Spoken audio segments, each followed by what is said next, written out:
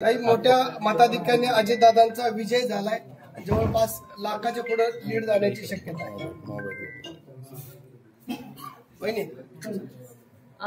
आपण पाहतच आहे अजून मतमोजणी सुरू आहे आणि दादांची घोडदौड चालूच आहे, आपण बघतोय.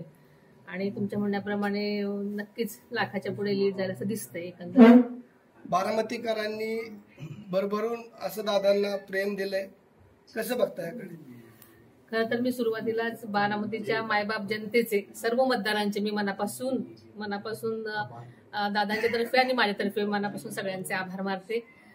त्यांनी नेहमीप्रमाणेच दादांच्या पाठीशी खंबीरपणे उभं राहण्याची भूमिका घेतली आणि दाखवून दिलं की बारामती हे दादांचं कुटुंब आहे.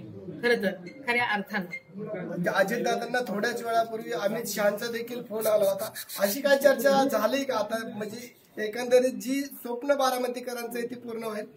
खरं तर मी तुमच्याकडनंच ऐकते, कारण मी सकाळपासून लोकांमध्येच असल्यामुळे मला कल्पना नव्हती खरं तर. पण सगळ्यांची इच्छा असेल तर चांगलीच गोष्ट आहे. वहिनी साहेब, लोकसभेच्या आणि विधानसभेच्या दोन्ही निवडणुकांना तुम्ही सामोरं गेला. आजचा जो निकाल आहे याच्यानंतर काय भावना आहेत? कारण लोकसभेला दादांना ज्या पद्धतीनं काही गोष्टींना सामोरं जावं लागलं होतं, आजच्या निकालानंतर मतदारांविषयी काय? मतदार राजा शहाणा आहे, आपल्याला माहिती आहे की खूप हुशार आहे.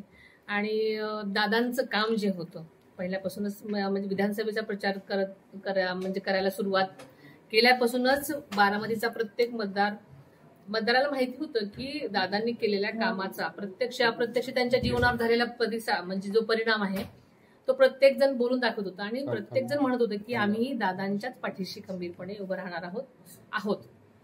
विरोधकांनी वहिनीसाहेब ही निवडणूक भावनिकतेच्या दिशेने केली होती, परंतु तसा प्रतिसाद मिळाला नाही. आपल्याला माहिती तेच की जनता हुशार आहे. मी म्हटलं आपल्याला बारामतीची जनता खूप हुशार आहे. बारामती शहरामध्ये मुख्यमंत्री म्हणून आता फ्लेक्स झळकू लागलेले.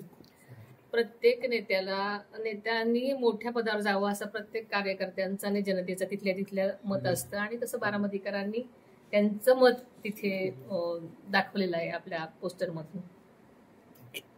एकच वादा